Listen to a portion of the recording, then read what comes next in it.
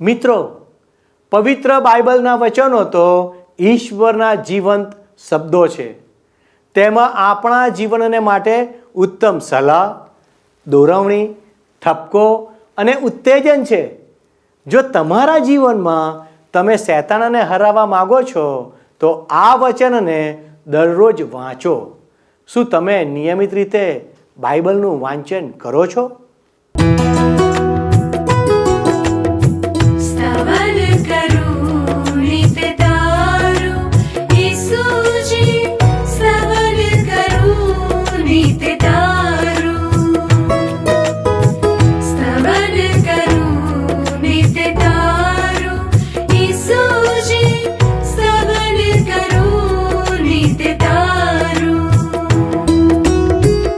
आज सवारे साद सुनी तो महिमा करूं प्रभु तारो,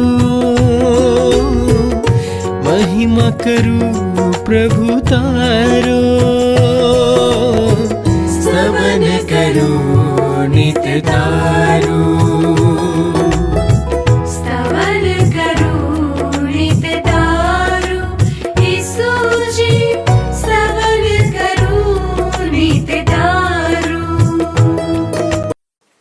પ્રિય દર્શક મિત્રો, સ્તવન કાર્યક્રમમાં આપ સૌનું સ્વાગત છે. સર્વશક્તિમાન ઈશ્વર જ સત્ય છે અને તેથી આ કાર્યક્રમમાં ઈશ્વરના માર્ગોને સમજવા, તેમના હેતુઓ જાણવા માટે આપણે બાઇબલનું અર્થઘટન અને મૂલ્યાંકન કરી રહ્યા છીએ. બાઇબલના શિક્ષણે વિશ્વભરના મોટાભાગના લોકોને પ્રભાવિત કર્યા છે. તેના ઉપદેશોથી લાભ મેળવતા લોકો વિશ્વના દરેક ભાગમાં જોવા મળે છે. બાઇબલ દુનિયાની મોટા ભાગની ભાષાઓમાં જોવા મળે છે. તેણે વિદ્વાનોને પ્રભાવિત કર્યા છે, શાસકોને પ્રભાવિત કર્યા છે, તે ધનિકોને અસર કરે છે, ગરીબોને અસર કરે છે, તે શિક્ષિત અને અશિક્ષિત બંનેઓને પ્રભાવિત કરે છે. તેણે જીવનથી હતાશ લોકોને જીવનનો માર્ગ બતાવ્યો છે અને તે મૃત્યુ જેવી ભયાનકતાનો સામનો કરવાની હિંમત પણ આપે છે. તે શા માટે આટલું પ્રભાવશાળી છે? બાઇબલ માનવ જ્ઞાનથી પ્રેરિત શાસ્ત્ર નથી, પણ તે તો ઈશ્વરથી પ્રેરિત શાસ્ત્ર છે. જો કે આ આખું બાઇબલ લખવામાં અને પૂરું કરવામાં 1500થી વધુ વર્ષોનો સમય લાગ્યો હતો અને 40થી વધુ લોકોએ તેને ઈશ્વરના આત્માના સંચાલન દ્વારા લખ્યું હતું. તેમ છતાં તેના શિક્ષણમાં હજી પણ કોઈ વિરોધાભાસ નથી. બાઇબલમાં લખેલી ભવિષ્યવાણીઓ ઇતિહાસમાં પૂર્ણ થઈ છે અને આજે પણ પૂર્ણ થઈ રહી છે. બાઇબલમાં લખેલા ઐતિહાસિક સ્થળો સાબિત થયા છે. તે દંતકથાઓ પર આધારિત નથી, તે સત્ય છે જે સમગ્ર માનવ જાત માટે છે. તેથી આપણે તેના ઉપદેશને જાણવો તે ખૂબ જ મહત્વપૂર્ણ છે. આજના સમયમાં તેના દ્વારા જીવવા માટે ઈશ્વર તેના શબ્દો જાહેર કરે છે. આ કાર્યક્રમમાં આપણે બાઇબલના દરેક પુસ્તકનો વ્યવસ્થિત રીતે અભ્યાસ કરી રહ્યા છીએ, જેથી આપણે બધા યોગ્ય સમયે યોગ્ય માર્ગદર્શન મેળવી શકીએ અને ઈશ્વરના આશીર્વાદથી વંચિત ન રહીએ. આ દિવસોમાં આપણે ઇસરાયેલીઓના ઇતિહાસનો અભ્યાસ કરી રહ્યા છીએ કે પરમેશ્વરની સાચી જરૂરિયાતો વિશે તેના લોકો સાથે મળીને તેમના આશીર્વાદ અને નિષ્ફળતાઓ પરથી આપણે જાણી શકીએ કે ઈશ્વર આપણને કઈ વસ્તુમાં સફળતા આપે છે અને કઈ બાબત આપણને ઈશ્વરની શિક્ષાનો ભાગ બનાવી શકે છે. શૈતાન ઈશ્વર અને તેના લોકોનો વિરોધી છે. યાદ રાખો મારા દર્શક મિત્રો, શૈતાન ઈશ્વર અને તેના લોકોનો વિરોધી છે. તેથી તે તમને છેતરીને ઈશ્વરના માર્ગમાંથી તમને ભટકાવી દે છે. આજના અભ્યાસમાં આપણને આમાંની કેટલીક બાબતો જોઈશું જેથી આપણે તેની ચાલથી સાવચેત રહી શકીએ. તો વાલા દર્શકો, ચાલો આજનો અભ્યાસ આપણે શરૂ કરીએ. આજે મિત્રો આપણે બાઇબલમાં જૂના કરારના વિભાગમાં યહોશવાના પુસ્તકનો અભ્યાસ કરતા કરતા એના 10મા અધ્યાયમાં આવી પહોંચ્યા છીએ. તમે જોશો તો 10મા અધ્યાયમાં કુલ 43 કલમો છે. આજે આપણે યહોશવાના પુસ્તકના 10મા અધ્યાયનો અભ્યાસ કરવાના છે. યહોશવાનું પુસ્તક 10મો અધ્યાય. હવે મિત્ર, યહોશવાના પુસ્તકના 10મા અધ્યાયમાં વચનના દેશના દક્ષિણ ભાગ ઉપર હુમલાઓ કરવામાં આવે છે અને 5 રાજાઓ ઉપર વિજય મેળવવામાં આવે છે. સૂર્ય સ્થિર ઊભો રહી જાય છે. યહોશવા જેમ જેમ દક્ષિણ દિશામાં આગળ વધતો જાય છે તેમ તેમ અમોરીઓના 5 રાજાઓ ઉપર વિજય મેળવે છે. યહોશવા મક્કેદાહ, લાશીશ, લિબ્નાહ, એગ્લોન, હેબ્રોન અને દબીરનો નાશ કરીને દક્ષિણમાં વિજય પ્રાપ્ત કરે છે. આ અધ્યાયમાં મિત્ર યહોશવાના લાંબા દિવસનો અહેવાલ આપવામાં આવ્યો છે. પ્રશ્ન એ થાય આ અધ્યાય વાંચતા કે શું યહોશવાએ સૂર્યને થંભાવી દીધો? ઘણા બધા લોકો આવો પ્રશ્ન પૂછે છે કે જે કેટલાક ખુલાસા ઉપલબ્ધ છે એ હું તમને આ પ્રશ્નના ઉત્તરમાં જણાવવા માંગુ છું. પ્રથમ ખુલાસો એ છે કે ઘણા બધા લોકો આનો ખુલાસો આપવાનું ટાળી દે છે, જાણે કે આનો ખુલાસો આપવો જરૂરી નથી એવું એ લોકો માને છે. કેટલાક લોકો એવું માને છે કે આ ભાષા કાવ્યમય છે. 12મી કલમ તમે જોશો તો તમને એવું લાગશે. એ સમયે એટલે યહોવાએ અમોરીઓને ઇઝરાયલ પુત્રોને સ્વાધીન કર્યા. તે દિવસે યહોશવા યહોવાની આગળ બોલ્યો અને ઇઝરાયલના દેખતા તે બોલ્યો કે સૂર્ય તું ગિબિયોન ઉપર સ્થિર રહે અને ચંદ્ર તું આયાલોનની ખીણ ઉપર સ્થિર રહે. હવે આમ કરવાથી એ લોકો અશાબ્દિક ખુલાસો ધારણ કરી શકે છે, જે વડે ઘટેલી ઘટનામાં ચમત્કાર તરફ દુર્લક્ષ સેવી શકાય. આ ઘટનાને હકીકત તરીકે ન સ્વીકારી શકાય એવા કોઈ કારણો નથી. ત્રીજો ખુલાસો એ છે કે કેટલાક લોકો આ ઘટનાને પાછા ઠેલવાના ચમત્કાર તરીકે ઓળખાવે છે. 13મી કલમ. અને લોકોએ તેઓના શત્રુ ઉપર વેર વાળ્યું ત્યાં સુધી સૂર્ય સ્થિર રહ્યો અને ચંદ્ર થંભી રહ્યો. એ લોકો આ કલમ ઉપર ભાર મૂકે છે. ચોથો ખુલાસો જોઈએ તો કેટલાક લોકો એવું કહે છે કે ઈશ્વરે આખા સૂર્ય મંડળને થંભાવી દીધું. એ લોકો યહોશવાના દિવસને 23 કલાક અને 20 મિનિટનો આંકે છે. બીજી 40 મિનિટનો હિસાબ રાજાઓના બીજા પુસ્તકના 20મા અધ્યાયથી 18મા અધ્યાયમાં મળે છે, જેમાં હસ્કિયા રાજાને એનું જીવન લંબાવવામાં આવ્યું છે એની ખાતરી કરાવવા માટે સૂર્ય 10 અંશ નીચે જાય છે એ ચિહ્ન આપવામાં આવ્યું હતું.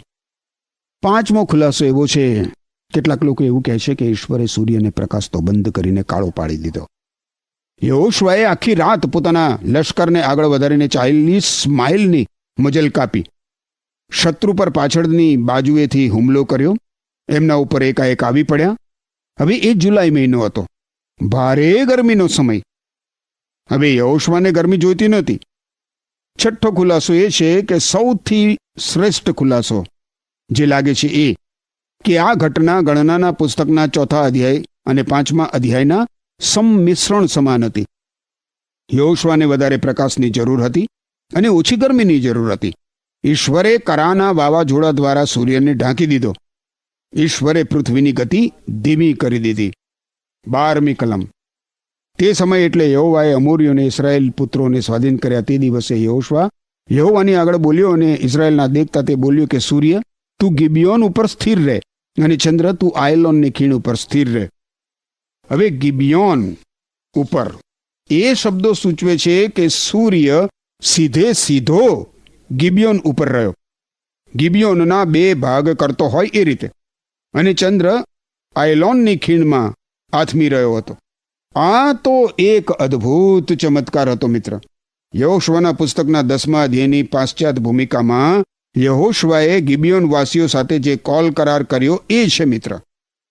અલબત્ત યહોશવાએ આવો કરાર કરવાની જરૂર નથી, પરંતુ એણે આવો કરાર કર્યો હોવાથી એને લાગે છે કે એણે એનું પાલન કરવું જોઈએ. હવે મિત્ર, તમે મારી સાથે સાથે યહોશવાના પુસ્તકના 10મા અધ્યાયની પ્રથમ 4 કલમો જુઓ.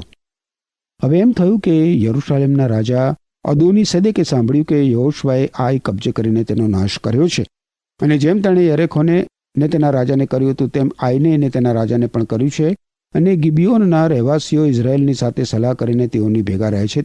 ત્યારે તેઓ બહુ જ બીતા, કેમ કે ગિબિયોન તો પાટનગર જેવું મોટું નગર હતું, વળી આઈ કરતાં પણ મોટું હતું ને તેના સર્વ માણસો બળવાન હતા. માટે યરુશાલેમના રાજા અદોનીસદેકે હેબ્રોનના રાજા હોહામને તથા યારમુથના રાજા પિશઆમને તથા લાકીશના રાજા યાફિયાને તથા એગ્લોનના રાજા દબીરને એવો સંદેશો મોકલ્યો કે અહીં આવીને મને સહાય કરો ને આપણે ગિબિયોનને મારીએ, કેમ કે તેણે યહોવાની સાથે ને ઇસ્રાયેલ પુત્રોની સાથે સલાહ કરી છે. આ રાજાઓએ ગિબિયોન વાસીઓ સાથે ઇઝરાયેલી લોકોએ કરેલા કોલ કરાર વિશે સાંભળ્યું હતું, અને એ લોકો ગિબિયોન વાસીની ઉપર એમનો નાશ કરવા માટે ચડી આવે છે. એ લોકો ગિબિયોન વાસીઓને હિવ્વીઓ તરીકે ઓળખે છે. 5મી કલમ જુઓ શું કહે છે. માટે યરુશાલેમનો રાજા, હેબ્રોનનો રાજા, યારમુથનો રાજા, લાકીશનો રાજા અને એગ્લોનનો રાજા એ અમોરીઓના 5 રાજાએ સંપ કર્યો ને પોતાના સર્વ સૈન્ય લઈને તેઓએ ચડાઈ કરીને ગિબિયોનની સામે છાવણી કરીને તેની સાથે લડાઈ કરી. તો હવે આ ગિબિયોનવાસીઓ એમણે શું કરવું જોઈએ? 6ઠ્ઠી કલમ. અને ગિબિયોનના માણસોએ ગિલગાલની છાવણીમાં યહોશુઆને એવો સંદેશો મોકલ્યો કે તું તારા દાસોને મદદ કરવામાં તારો હાથ ઢીલો કરીશ નહીં. અમારી પાસે વહેલો આવીને અમને બચાવ ને અમને સહાય કર, કેમ કે પહાડી મુલકમાં રહેનારા અમોરીયના સર્વ રાજાઓ સંપ કરીને અમારા પર ચડી આવ્યા છે. આ લોકો યહોશુઆને બચાવ કરવા માટેનો સંદેશો મોકલે છે. જલ્દી આવીને અમારી મદદ કરો. 7-11 કલમો જુઓ. તેથી યહોશુઆ પોતાની સાથે સર્વ લડવાઈયાઓ તથા સર્વ શૂરવીર પુરુષોને લઈને ગિલગાલથી ચડી આવ્યો. અને યહોવાએ યહોશુઆને કહ્યું, તેઓથી બીશ નહીં, કેમ કે મેં તેઓને તારા હાથમાં સોંપ્યા છે. તેઓમાંનો એકે તારી સામે ટકી શકનાર નથી. માટે યહોશુઆએ ગિલગાલથી આખી રાત ચાલીને તેઓ પર ઓચિંતો હલ્લો કર્યો. અને ઇઝરાયેલની આગળ યહોવાએ તેઓને હરાવ્યા ને ગિબિયોન આગળ તેઓને મારીને તેણે તેઓનો મોટો સંહાર કર્યો. ને બેથ હોરોન ઘાટને માર્ગે તેઓની પાછળ પડીને અઝેકાહ સુધી ને માકેદાહ સુધી તે તેઓને મારતો ગયો. અને તેઓ ઇઝરાયેલની આગળથી નાસતા નાસતા બેથ હોરાનના ઢોળાવ આગળ આવ્યા ત્યારે એમ થયું કે અઝેલા સુધી યહોવાએ તેઓ ઉપર આકાશમાંથી મોટા મોટા કરા વરસાવ્યા ને તેઓ મરણ પામ્યા. જેઓને ઇસ્રાયેલ પુત્રોએ તરવારથી માર્યા હતા તેના કરતાં જેઓ કરાથી માર્યા ગયા તેઓ વધારે હતા. મને લાગે છે મિત્ર કે 2 કારણસર યહોશુઆ ગિબિયોન વાસીઓને બચાવવા દોડી આવ્યો. પ્રથમ તો ગિબિયોન વાસીઓ સાથે કરેલા કોલ કરારને કારણે એને લાગ્યું કે એણે એનું પાલન કરવું જોઈએ. અને બીજું કારણ એ છે કે એને કહેવામાં આવ્યું હતું કે વચનના દેશમાંના સર્વ શત્રુઓનો તેણે નાશ કરવો, અને એટલે એનું લશ્કર દુશ્મનો સામે ઊભું થયું. એણે અચંબાજનક હુમલો કરવાની પદ્ધતિ અપનાવી અને ઈશ્વર ઇઝરાયેલી લોકો સામે તેના દુશ્મનોને નમાવી દીધા.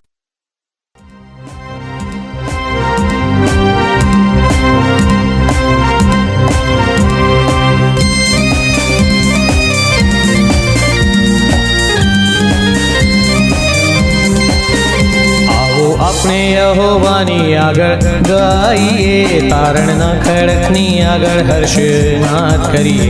આવો આપણે યહોવાની આગળ ગાઈએ, તારણના ખડકની આગળ હર્ષનાદ કરીએ.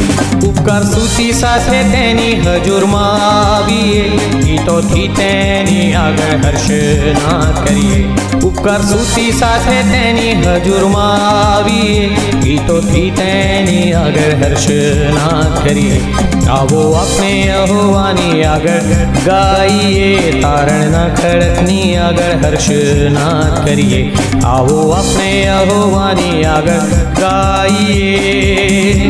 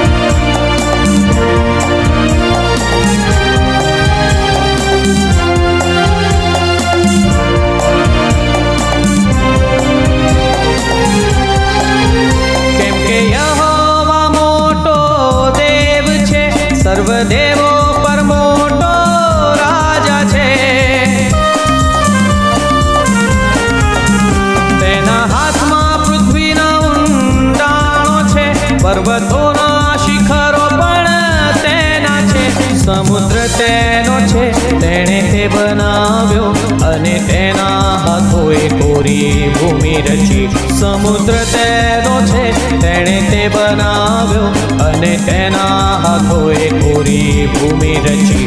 આવો આપણે યહોવાની આગળ ગાઈએ, તારણના ખડકની આગળ હર્ષનાદ કરીએ.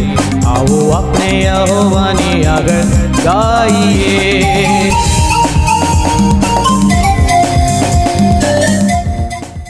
12-14 કલમો જુઓ. એ સમયે એટલે યહોવાએ અમોરીઓને ઇઝરાયેલ પુત્રોને આધીન કર્યા તે દિવસે યહોશવા યહોવાની આગળ બોલ્યો અને ઇઝરાયેલના દેખતા તે બોલ્યો કે સૂર્ય તું ગિબિયોન ઉપર સ્થિર રહે, અને ચંદ્ર તું આયાલોનની ખીણ ઉપર સ્થિર રહે. 13મી કલમ. અને લોકોએ તેઓના શત્રુ ઉપર વેર વાળ્યું ત્યાં સુધી સૂર્ય સ્થિર રહ્યો અને ચંદ્ર થંભી રહ્યો. તે યાશારના પુસ્તકમાં લખેલું નથી શું? અને આકાશની મધ્યે સૂર્ય થંભી રહ્યો, અને આશરે એક આખા દિવસ સુધી તેણે આથમવાની ઉતાવળ ન કરી. તે દિવસના જેવો એક પણ દિવસ તેની આગળ કે તેની પાછળ થયો નથી કે જ્યારે યહોવાએ માણસની વાણી સાંભળી હોય, કેમ કે ઇઝરાયેલને સારું યહોવા લડ્યો. આ અધ્યાયના આરંભમાં મિત્ર આ ઘટના વિશે આપણે જુદા જુદા ખુલાસાઓ ઉપર વિચાર કરી ગયા છીએ. યહોશવાના પુસ્તકના 10મા અને 12મા અધ્યાય અનુસાર આ ચમત્કાર કરવા માટે હું માનું છું મિત્ર કે ઈશ્વરે આખા સૂર્યમંડળને થંભાવી દીધું. સૂર્ય થંભી ગયો. યુદ્ધ કરવા માટે યહોશવાને સૂર્યપ્રકાશની જરૂર હતી ને, એટલે ઈશ્વરે સૂર્યમંડળને થંભાવી દીધું અને કરાના વરસાદથી ગરમી કાપી નાખી. યુદ્ધમાં યહોશવા વિજય પામી શકે માટે ઈશ્વરે સૂર્યને થંભાવી દીધો. એક માણસ માટે ઈશ્વર સૂર્યને થંભાવી દે એ બાબત કદાચ કોઈને હાસ્યાસ્પદ લાગે, પરંતુ ઈશ્વરે એવું કર્યું. ઈશ્વરે પાપી માનવજાતના પાપોનો દંડ ભરપાઈ કરવા ક્રૂસ ઉપર મૃત્યુ પામવા માટે પોતાના પુત્ર પ્રભુ ઈસુ ખ્રિસ્તને પણ મોકલ્યા. મિત્ર, જે સૂર્યને થંભાવવા કરતા વધારે અદ્ભુત બાબત હતી, વધારે અદ્ભુત બાબત. ઈશ્વરે સૂર્યને થંભાવીને પોતાના ડાપણ અને શક્તિનો પરિચય કરાવ્યો. હવે મિત્ર આપણે યહોશવાના પુસ્તકના 10મા અધ્યાયમાં આગળ જઈએ અને 15-23 કલમો જોઈએ. મારી સાથે સાથે તમે 15-23 કલમો જુઓ. અહીં લખ્યું છે, અને યહોશવાને તેની સાથે સર્વ ઇઝરાયેલ ગિલગાલની છાવણીમાં પાછા આવ્યા, અને તે 5 રાજાઓ નાસીને માકેદાહની ગુફામાં સંતાઈ ગયા. અને યહોશવાને કોઈએ કહ્યું કે તે 5 રાજાઓ માકેદાહની ગુફામાં સંતાયેલા છે, ને યહોશવાએ કહ્યું કે ગુફાના મોં પર મોટા પથ્થરો ગબડાવી નાખો ને તેઓની ચોકી કરવા તેની આગળ માણસોને બેસાડો, પણ તમે થોપશો નહીં. તમારા શત્રુઓની પાછળ પડીને તેઓમાંના સૌથી પાછળ નાઓને મારો. તેઓના નગરોમાં તેઓને પેસવા દેશો નહીં, કેમ કે તમારા દેવ યહોવાએ તેઓને તમારા હાથમાં સોંપ્યા છે. 20મી કલમ. અને તેઓનો વિનાશ થયો ત્યાં સુધી યહોશવા તથા ઇઝરાયેલ પુત્રોએ ભારે કતલ કરીને તેઓનો સંહાર કર્યો, અને તેઓમાંના જેઓ બચ્યા તેઓ કોટવાળા નગરોમાં ભરાઈ ગયા. ત્યારે એમ થયું કે સર્વ લોક મકેદાહની છાવણીમાં યહોશવા પાસે સહી સલામત પાછા આવ્યા. ઇસ્રાયેલ પુત્રોમાંના કોઈની વિરુદ્ધ કોઈ પણ એકે શબ્દ બોલી શક્યો નહીં. ત્યારે યહોશવાએ કહ્યું, ગુફાનું મોં ઉઘાડીને તે 5 રાજાઓને ગુફામાંથી કાઢીને મારી પાસે લાવો. અને તેઓએ તેમ કર્યું, અને યરૂશાલેમના રાજાને, હેબ્રોનના રાજાને, યારમુથના રાજાને, લાખીશના રાજાને, એગ્લોનના રાજાને, એ 5 રાજાઓને તેઓ ગુફામાંથી કાઢીને તેની પાસે લાવ્યા. મિત્ર, એ યાદ રાખો કે આ રાજાઓ અને તેમની પ્રજાને ઈશ્વરે તેમની તરફ વળવા માટે 420 વર્ષ આપ્યા હતા. 1-2 વર્ષ નહીં, 420 વર્ષ. બહુ જ લાંબી તક આપી હતી કે એ લોકો એ દરમિયાન ઈશ્વરની ગમ વળે. ઈશ્વરે એ પ્રગટ કર્યું હતું કે તે વચનનો દેશ ઇઝરાયેલી પ્રજાને આપવાના હતા, અને જે કોઈ એમની ગમ વળશે એનો એ બચાવ કરવાના છે. અમોરીઓના પાપનો ઘડો ભરાઈ જાય ત્યાં સુધી 420 વર્ષ દરમિયાન ઇઝરાયેલી લોકોએ વચનના દેશની બહાર રહેવાનું હતું. હવે 420 વર્ષ પૂરા થઈ ગયા હતા. ઈશ્વર ઇઝરાયેલી લોકોને રાતા સમુદ્રની પાર લઈ આવ્યા એ માત્ર એમના જ કારણે નહીં, પણ એ પ્રદર્શિત કરવા કે ઈશ્વરે પરાક્રમ વડે ઇઝરાયેલી પ્રજાનો ઉદ્ધાર કર્યો છે. એ રાત્રે મિસર દેશમાંથી મરણનો દૂત પસાર થયો હતો, અને જે ઘરની બારસાક ઉપર રક્તનો છંટકાવ કરવામાં આવ્યો હતો તે ઘરમાં મરણે પ્રવેશ કર્યો નહોતો. ઇઝરાયેલી પ્રજાનો ઉદ્ધાર એ રીતે ઈશ્વરના પરાક્રમ વડે અને રક્ત વડે થયો હતો. મિત્ર, મિસ્ર દેશની બધી જ મૂર્તિઓ મધ્યે જીવંત અને સત્ય સનાતન ઈશ્વર હતા. તેની મિસ્રી લોકોને અને વચનના દેશમાંના લોકોને ખાતરી કરાવવા માટે ઈશ્વરે આ અદ્ભુત કૃત્ય કર્યું હતું. મિત્ર, રાહાબ નામની પેલી રૂપજીવીની એ જે કહ્યું હતું એ તો તમને યાદ હશે જ ને. એણે કહ્યું હતું કે અમે સાંભળ્યું છે કે યહોવા દેવે તમારા માટે રાતા સમુદ્રને કેવી રીતે સૂકવી નાખ્યો. એ અમે સાંભળ્યું છે. આ રાહાબે ઈશ્વર ઉપર વિશ્વાસ કર્યો.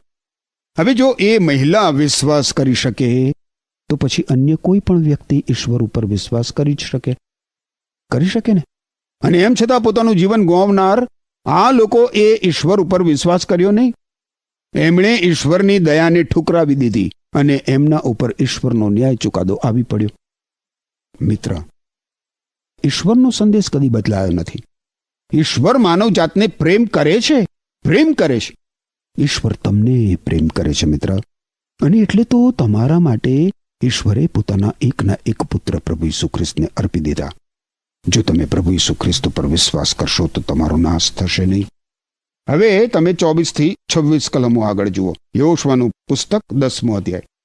અહીં કહ્યું છે, અને તે રાજાઓને યહોશુઆ પાસે તેઓ લાવ્યા. ત્યારે એમ થયું કે યહોશુઆએ ઇઝરાયેલના સર્વ માણસોને બોલાવ્યા અને સૈનિકોના જે સરદારો તેની સાથે ગયા હતા તેઓને તેણે કહ્યું કે પાસે આવીને તમારા પગ આ રાજાઓની ગરદનો પર મૂકો.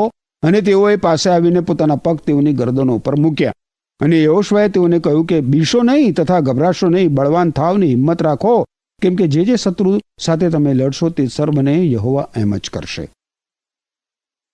અને ત્યાર પછી યહોશુઆએ તેઓને ઠાર મારી નાખ્યા ને તેઓને 5 ઝાડ પર ટાંગ્યા અને સાંજ સુધી તેઓ ઝાડ પર ટંગાયેલા રહ્યા. રાજાઓનું આ લશ્કર બહુ જ પ્રભાવશાળી હતું. 40 વર્ષ અગાઉ એ લોકોએ ઇઝરાયેલી જાસૂસોને એવો અહેવાલ આપવાની ફરજ પાડી હતી કે આપણે વચનના દેશમાં પ્રવેશી શકતા નથી, આપણને ક્યારેય એમના ઉપર વિજય મળી શકે નહીં. યહોશુઆએ એના લશ્કરના સરદારોના પગ આ રાજાઓના ગળાઓ ઉપર મુકાવ્યા, જેથી ઇઝરાયેલી લોકોને હિંમત મળે. ઈશ્વર તેમને હિંમત આપવા માંગતા હતા. અને આ પછી યહોશુઆ રાજાઓની કતલ કરે છે અને 5 વૃક્ષો ઉપર તેમને લટકાવી દે છે. 27 થી 40 કલમો તમે આગળ જુઓ. અને સૂર્યાસ્ત થવાને સમયે એમ થયું કે યહોશુઆએ આજ્ઞા આપી હતી તે મુજબ તેઓએ તેઓને ઝાડ ઉપરથી ઉતારીને જે ગુફામાં તેઓ સંતાયા હતા તેમાં તેઓને નાખ્યા ને ગુફાના મોં પર મોટા પથ્થરો મૂક્યા જે આજ સુધી છે. અને તે દિવસે યહોશુઆએ માકેદાહ કબજે કર્યું ને તેને તથા તેના રાજાને તલવારથી માર્યો. તેણે તેઓને તથા તેઓના સર્વ પ્રાણીઓનો પૂરો નાશ કર્યો. અને એમ મિત્ર, તમે આખું વૃત્તાંત વાંચો 40મી કલમ સુધી તો જોઈ શકશો કે ઇઝરાયેલી લોકો આ રાજાઓને ગુફામાં ભરાઈ જઈને ભૂખે મારી શક્યા હોત, પરંતુ વધુ સારી બાબત તો એમની કતલ કરવાની હતી. અને તેમણે એ પ્રમાણે કર્યું. ઇઝરાયેલી લોકો આ રાજાઓને જવા દઈ શકે એમ નહોતા. અને ત્યારે આ રાજાઓને કેદ કરવા માટેની જેલો પણ નથી. રાજાઓને વૃક્ષો પર લટકાવ્યા બાદ તેમને નીચે ઉતારી લેવામાં આવ્યા. એમને વૃક્ષ ઉપર આખી રાત લટકતા રહેવા દેવાયા નહીં. કારણ કે પુનર્નિયમના પુસ્તકના 21મા અધ્યાયની 23મી કલમ તમે જુઓ તો ત્યાં લખવામાં આવ્યું છે કે તેની લાશ આખી રાત ઝાડ પર ન રહે, પણ તે જ દહાડે તારે તેને જરૂર દાટવી, કેમ કે ટંગાયેલો દરેક પુરુષ દેવથી શાપિત છે, એ માટે કે તારો જે દેશ યહોવા તારો દેવ તને વારસા તરીકે આપે છે તે તારાથી અશુદ્ધ ન થાય. ઈસુ ખ્રિસ્તને ક્રૂસ ઉપર જડી દેવામાં આવ્યા, પરંતુ તેમના મૃત્યુ બાદ તેમને ક્રૂસ ઉપરથી નીચે ઉતારી લેવામાં આવ્યા. કારણ કે બાઇબલમાં એવું લખવામાં આવ્યું છે કે જે ટીંગાયેલો છે તે શ્રાપિત છે. મિત્ર, પ્રભુ ઈસુ ખ્રિસ્તે મારા અને તમારા પાપનો શ્રાપ પોતાના શિર ઉપર લીધો હતો. હવે આપણે 41 થી 43 કલમો જોઈએ. યહોશુઆનું પુસ્તક 10મો અધ્યાય 41 થી 43 કલમો જુઓ. અને કાદેશ બાર્નિયાથી ગાઝા સુધી તેઓને તથા ગિબિયોન સુધી ગોશેનના આખા પ્રદેશને યહોશુઆએ માર્યા. અને એ સર્વ રાજાઓને તેઓના દેશને યહોશુઆએ એક જ વેળાએ કબજે કર્યા, કેમ કે ઇસ્રાયેલનો દેવ યહોવા ઇસ્રાયેલ સારું લડતો હતો. અને યહોશુઆ ને તેની સાથે સર્વ ઇઝરાયેલ ગિલગાલની છાવણીમાં પાછા આવ્યા. ઈશ્વરે ઇઝરાયેલી લોકોને વિજય અપાવ્યો અને દેશ ઉપર કબજો અપાવ્યો. એ નોંધવું મહત્વનું છે. કોણે આ કાર્ય કર્યું? ઈશ્વરે. આજે મિત્ર આપણને પ્રભુ ઈસુ ખ્રિસ્ત દ્વારા વિજય મળી શકે છે. આપણા દેહની ઈચ્છાઓ ઉપર, શૈતાન ઉપર, આપણા શત્રુઓ ઉપર, આત્મિક શત્રુઓ ઉપર ઈસુ ખ્રિસ્ત દ્વારા, માત્ર ઈસુ ખ્રિસ્ત દ્વારા આપણને વિજય પ્રાપ્ત થઈ શકે છે. મિત્ર, ઈસુ ખ્રિસ્ત આપણામાં જે જીવન જીવે છે એ વિજયી જીવન છે. આ જીવન દ્વારા મિત્ર આપણને બધા જ આત્મિક આશીર્વાદો મળે છે. આ આશીર્વાદો આપવાનું ઈસુ ખ્રિસ્તે આપણને અભય વચન આપ્યું છે. પણ શરત એ છે મિત્ર કે આપણે આપણા જીવનો દ્વારા ખુદ ઈસુ ખ્રિસ્તને પોતાનું પવિત્ર અને વિજયી જીવન જીવવા દઈએ. એમ કરવા માટે ઈશ્વર તમને કૃપા આપો. આમીન. વહાલા દર્શક મિત્રો, જો તમે અગાઉના અભ્યાસ વિશે વિચાર કરશો તો તમને ખ્યાલ હશે કે ઇસરાયેલીઓએ શરૂઆતમાં 3 મૂળભૂત દુશ્મનોનો સામનો કરવો પડ્યો હતો, જે આપણા વિશ્વાસીઓ માટે 3 જુદા જુદા આધ્યાત્મિક શત્રુઓનું પ્રતિનિધિત્વ કરે છે. પ્રથમ દુશ્મન યરીખો હતો, જે વિશ્વનું પ્રતિનિધિત્વ કરે છે. આપણે આને કેવી રીતે દૂર કરી શકીશું? વિશ્વાસથી.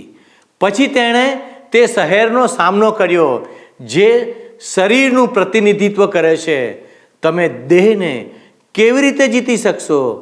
આવું લડવાથી નહીં, પરંતુ તમારી નબળાઈને ઓળખીને દેવ સમક્ષ કબૂલાત કરવાથી, ઈશ્વરના આત્માને તેના પર વિજય મેળવવા દેવાથી થશે.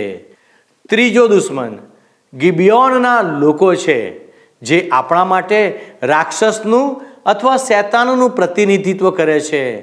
એફેસોનો પત્ર 6 અધ્યાય તેની 11મી કલમમાં દેવનું વચન કહે છે, શૈતાનની કુયુક્તિઓની સામે તમે દ્રઢ રહી શકો માટે દેવના સર્વ હથિયારો સજી લો. પરમેશ્વરનું હથિયાર એ પરમેશ્વરનો શબ્દ છે. જો બાઇબલ આપણા હાથોમાં હશે તો આપણો શત્રુ શૈતાન કદી પણ આપણી સામે આવવાની હિંમત નહીં કરે. અને એટલે જ યાકૂબનો લખેલો પત્ર તેનો 4થો અધ્યાય બાઇબલમાં આપણને સલાહ આપે છે કે માટે તમે દેવને આધીન થાવ પણ શૈતાનની સામા થાવ, એટલે તે તમારી પાસેથી નાસી જશે. ચાલો વહાલા દર્શક મિત્રો, આપણે તે મુજબ કરીએ જેથી આપણે વિજયી બનીએ. ઈશ્વર આ પ્રમાણે કરવા આપને સહાય કરો.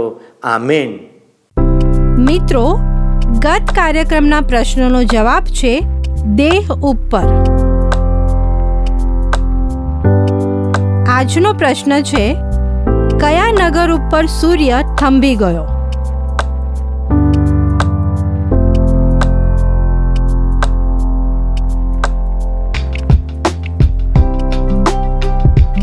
આ પ્રશ્નનો જવાબ આપેલ સ્ક્રીન પર દર્શાવેલ વોટ્સએપ નંબર પર આપવાનો રહેશે. કાર્યક્રમ દરમિયાન પૂછેલા પ્રશ્નનો સાચો જવાબ આપનાર વિજેતાઓના નામ દર મહિનાના પ્રથમ સોમવારે જાહેર કરવામાં આવશે.